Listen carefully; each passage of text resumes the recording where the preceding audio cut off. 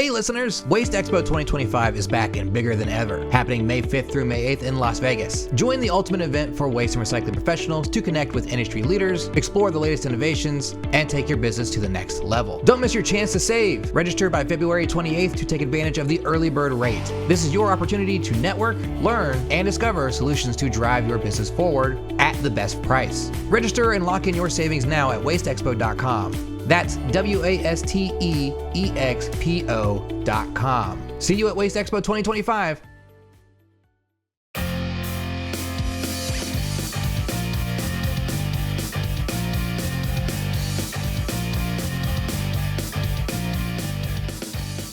Like, in Boulder, what your facilities look like, what you think that is, revolutionary, or not revolutionary, that's like innovative that can be applied in other cities and other municipalities. Yeah. So Boulder County has a state-of-the-art MRF, which is using a robotic technology along with other, state-of-the-art technology for separation of materials. So not only do they do a great job on the technology, but also a fantastic job as far as education. They're constantly having school groups through and groups from around the country and around the world. So I think Boulder loves to just open its doors to whoever wants to come and see what we're doing. And you're probably aware that Boulder started recycling in the early 70s. And so it was truly one of the first, if not the first, municipalities in the country to start a meaningful recycling separation program. And so we've been building off that ever since, and that's really exciting. And of course, we also have a bona fide composting program that's been in place for over a decade. And, most residents, I'm proud to say, are completely up to speed on that. And composting is just sort of part of the regular way of life here. And so that's really exciting to see too. And I talk to people about that all the time on how that is totally possible for your community. And we're excited to see that is, of course, coming for many communities across the US. But I think Boulder has one of the oldest, longest running composting programs. So I'm really proud of that as well. Just one of the things we had to tackle recently was the compostable serviceware. So the Boulder Valley is not accepting compostable serviceware currently in its in the composting stream. And so that's another thing I like to educate folks about, is that there are obviously issues with how quickly those materials can break down. And that's why some composting facilities, I know there's one or two in Oregon as well that are saying the same thing, are not accepting those materials. And they really just want food waste. And so that's always challenging to help people understand that, because I think there is this comfort level in the compostable disposables. But I like to remind people they are still disposables, and it's always better to use a reusable. And that's another thing we talk about a lot here in Boulder. And it's so, fascinating to hear that we're gonna learn so much more today from you. I'm so excited to have this conversation about waste reduction, about the efforts that are going on in Boulder and elsewhere, touch on, what's going on with wildfire cleanup in LA. So I'm really excited to have you on today. And also, I just to bridge it back to, where we started, you're from Boulder, you started Think Zero. And so we're really just going to have this big discussion about waste reduction, the challenges, the opportunities. So everybody, I would like to welcome you to the Waste World podcast today. Sarah Currie-Halpern of Think Zero is our guest. Thank you. And we're so excited to have you here. So now that, we've kind of started a little bit forward here with the details of what's going on in Boulder, where did Think Zero come from? It sounds like you've been in the, in the space, in the industry for a while. Where this, how did this happen? Yeah. So actually I do come from New York City, from the East Coast. Originally, I've been in Boulder for about 5 years. I was working for the mayor's office of the de Blasio administration, running solid waste and zero waste programs for the city of New York, and realized that there was this tremendous need in the private sector for waste reduction and diversion work. And that's where Think Zero was born out of. And that was back in 2016. And Think Zero has evolved a lot since its inception. We have a variety of clients across the country, including several Fortune 500 clients. And, we remain kind of small but mighty, but we have a lot of reach in the work that we do. We've already touched on municipalities a little, but, what are the most significant challenges that businesses face when they're implementing their waste reduction programs? Yeah. So I think number one would be lack of support from leadership. You got to have leadership buy-in. Otherwise, I can tell you, I don't want to say it's going to fail for sure, but You're going to have a lot of challenges if you don't have leadership buy-in. We also need to be relying on our leaders to disseminate this information and be supportive of this information, whether it's a low waste program or a zero waste program. Absolutely essential to have that leadership buy-in. And then I would say the others would be a lack of awareness of the global waste crisis and how this issue affects our health and livelihood. So we're constantly trying to bring that to the forefront on like, how does this, not only to educate, but to say, how does this impact your health and your livelihood? And we're seeing more and more, sadly, more and more tie into our health and our livelihood, right? From waste issues such as microplastics and things in our bodies and things like that.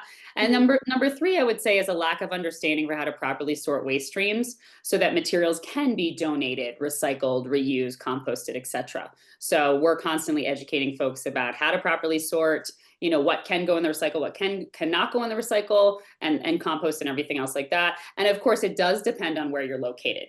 Different areas or different waste haulers have different rules about what they accept in both the recycling and compost. So you do have to be mindful of that as well. How often with these new businesses do you think that you're teaching them for the first time? Does it feel like they're getting like this? We're just starting fresh. We don't know anything what we're doing. How often do you run into that? I'm happy to see that there's less of that. When I was Okay. working for the mayor's office of New York City, I think there was this like initial education component, or I should say awareness component. Like they were not aware that this was a big issue and they should be doing this. I'm happy to see now that most people, employees and stuff in corporations are generally aware of these issues, although they might be early on in their journey still along the way to zero waste or low waste or whatever their goals are. They're generally aware of these issues. Can you talk a little more about maybe the specific projects you've worked on, what you've learned in terms of, what needs education is just, something that's touched on every single article, every single podcast, everything that we do. What have you learned from the projects? Can you talk about some of them? Yeah, absolutely. Yeah, so one that I like to talk about, we have a long-term client, RXR. They're a New York City-based real estate owner and developer. When they started with us, they had a few meaningful waste reduction diversion programs, great corporate culture, but really they were largely unaware of waste issues and how to implement them in-house. We started working with them in 2018, implementing a comprehensive waste reduction diversion program across their 17 New York City properties. We now have 6 more properties of theirs in Long Island. And so we do waste auditing for them. We do, very detailed waste audit and waste audit reporting. And then we visit their facilities and look at how are you doing as far as New York City recycling rules and New York State law. Like there's a electronic recycling law in New York City in New York State that they have to be in compliance with. As well as education programs. And we've really been working with their teams for, like I said, since 2018.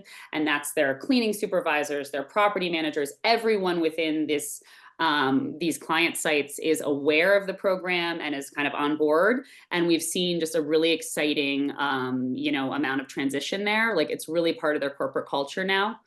Some of the programs, just to get more specific, that we have there are donation programs. So every building has the ability to be donating office supplies, plants, artwork, whatever things come up that are donatable. Another great one under the donation program is food and toilet paper donation. So when tenants in their properties have excess food from, let's say, catering, they're able to donate that food through a meaningful donation program to help less fortunate people in New York City. And then toilet paper as well. We did find in commercial properties, not just in New York City, but across the country, there's a lot of toilet paper waste, like half-used toilet paper rolls are being emptied and thrown away. And so we started collecting those for donation as well. We also, for RXR, do like an Earth Month event in several of the properties, Climate Week, and things like that. And we track the data, and the impact is absolutely noticeable. That their diversion rate from landfill incineration has risen 15 percentage points in the last few years. So we're really proud of that. And we always speak to also, the climate impact on that, how that's reducing their greenhouse gas emissions from their activities. So we're really proud of that project.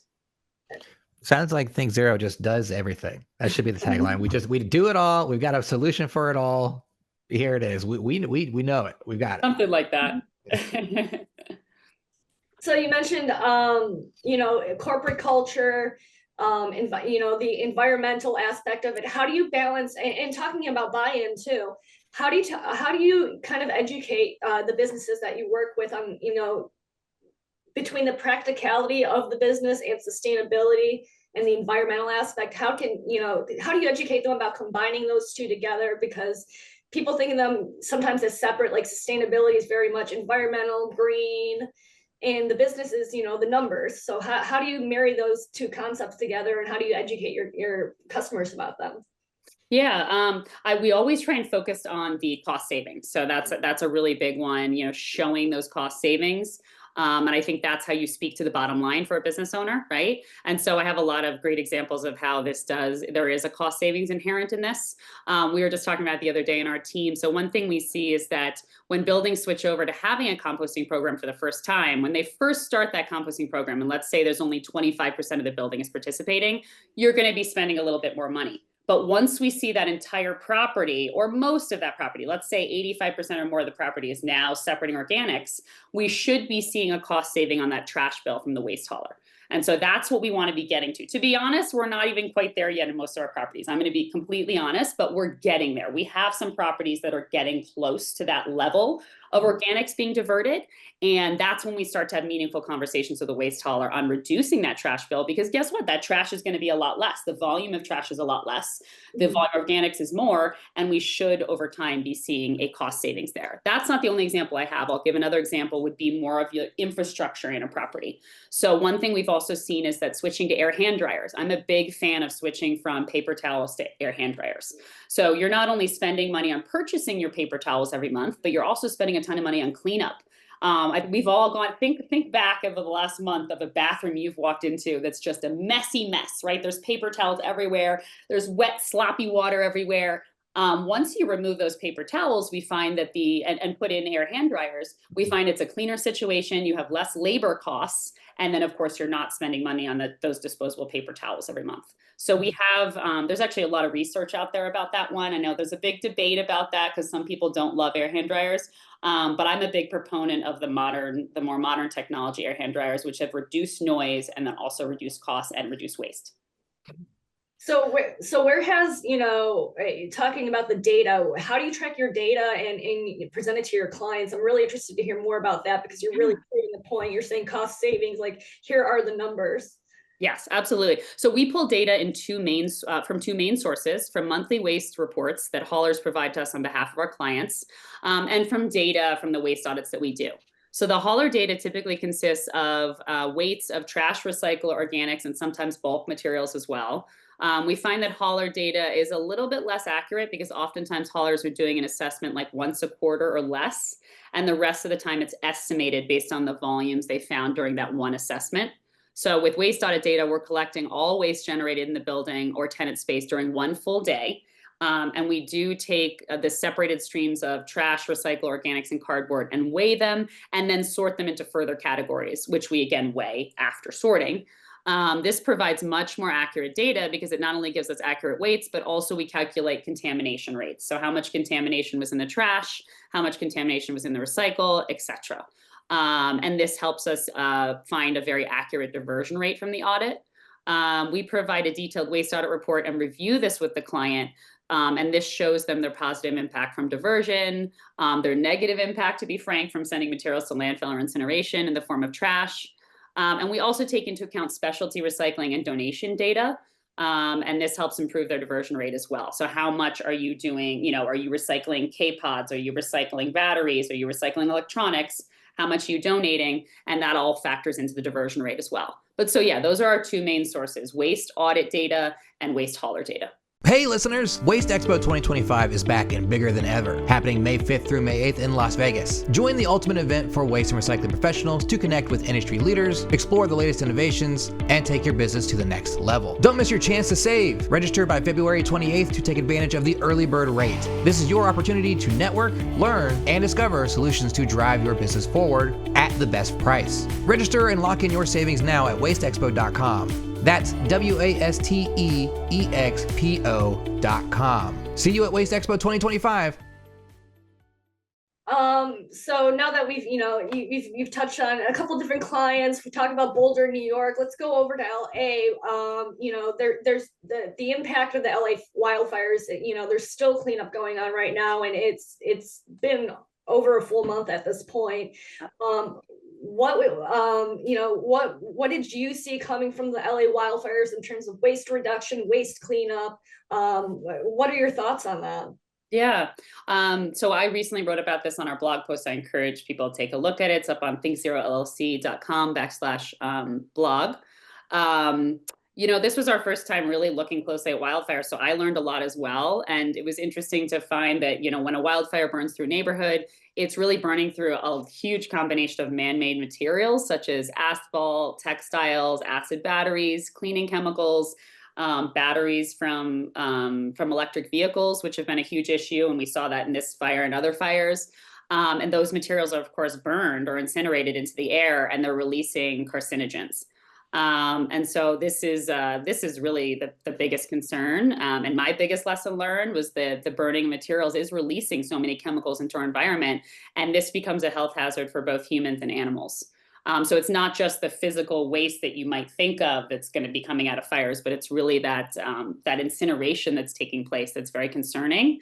And then, of course, homes close to fires who receive, or those who receive some level of fire damage, there's also a huge amount of waste because so many household items become contaminated with smoke and toxins from the fires that they do have to be disposed of. I found that soft goods are particularly susceptible, such as carpeting, window treatments, bedding. It's not always possible to clean them and just even dry clean them to get those chemicals out, and they do have to be disposed of. Mm. That's that you just don't think about that. You read these stories and from a lot, people are talking about recycling, the conversations are happening, but when you have a natural disaster, it's really, when you go and you think about the actual long-term impact and the burning, the waste of the hazardous materials, the batteries, it's really just absolutely incredible. Yeah. I don't know how else to put it because you don't think, you just see pictures of it and you really don't, you're not living there, you don't smell things, you don't see the devastation. Yeah, I have friends in LA. I'm sure you guys do too. And it's really concerning for them. They have little kids. They're breathing us all in. And also in Colorado, we're a wildfire-prone community. So I actually have a cousin that's a Marshall fire disaster victim. Their house did not burn down, but they've received a lot of damage, and they're facing potentially having to throw away more items because they're doing testing and they're finding that the toxin levels in their home are very high. So, that's the thing. It doesn't mean that this is just contained to just a few months after the fire. The Marshall fire was several years ago. This can go on for several years. People finding out that their toxin level in their homes are higher. In the case of my cousin, they might even have to demolish part of the home. It's really, it just goes on and on, the potential waste from these fires. Yeah. And it's not just affected the people who are losing their homes and stuff. It moves through different states to take different hazardous waste, and there's a back and forth. That's right. It's a continuous issue that it's awful to think about, and it just keeps going. It really is. Yeah, and the other thing that I think about too is, we have a new administration in place here. They're making a lot of changes already. Some, a lot of them not so great from the environmental standpoint. What do you see coming from the new administration that might support these types of efforts, from a waste reduction, a zero waste, a waste cleanup, or even a hazardous waste cleanup perspective when it comes to these types of natural disasters? Yeah, I think it still remains to be seen what we're going to see from the EPA and how many EPA programs are going to be maintained. I can't speak expertly on that yet. I think we're all just waiting to see. I mean, I know I had a friend or two work for the EPA that left, sadly, just assuming that there's not going to be as much work happening in the next 4 years. But I hope that we still can get some important work out of the EPA during this time. But just to comment on that more, I do think that the onus is now on corporations and local and state municipalities, as well as other nations around the world, to keep this climate work going, keep this waste reduction and diversion work going.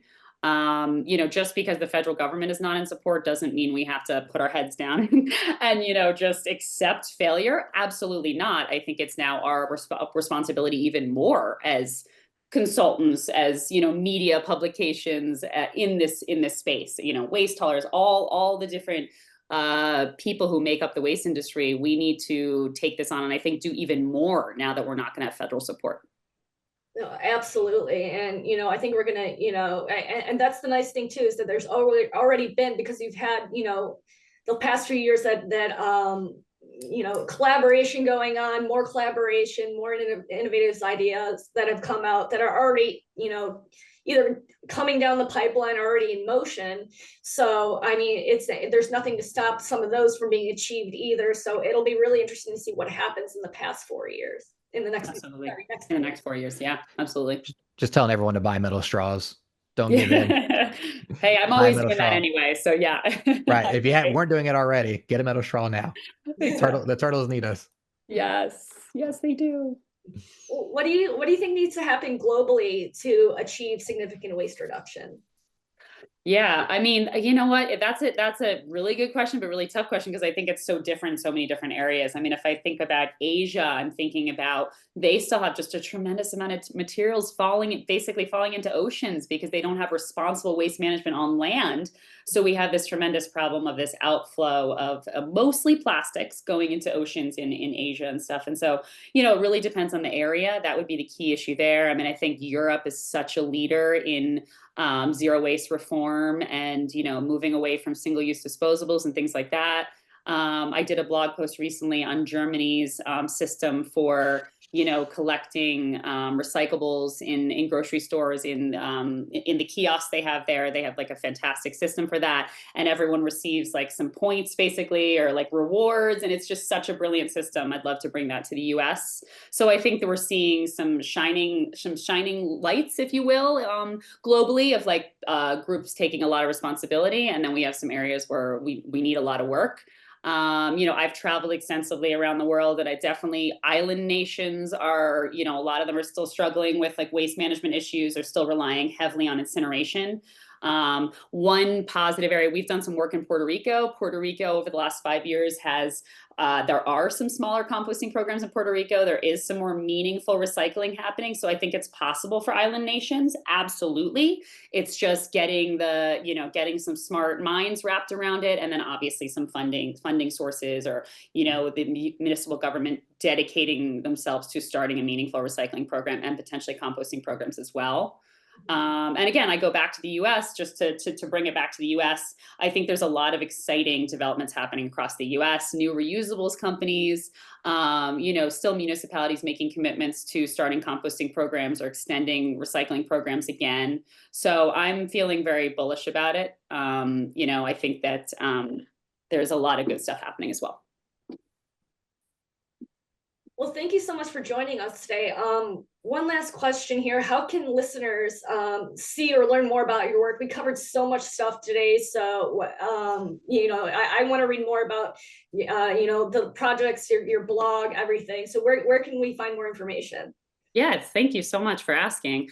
They can find me on LinkedIn. I'm constantly updating my LinkedIn with any blog posts I'm writing and different information from Think Zero. And they can just find me at Sarah, Sarah Currie-Halpern, Halpern, Currie-Halpern, Halpern on LinkedIn. You could also find my blog again at thinkzerolllc.com /blog.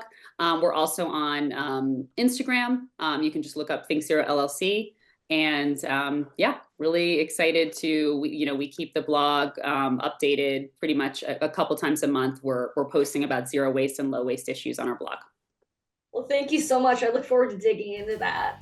Awesome. Thank you both so much. Appreciate it. Of course. Thank you for being here. Thanks everybody else for listening or watching today's Waste World podcast. You can find more episodes on waste360.com or your favorite streaming platform. And remember, it's our world. Let's not waste it.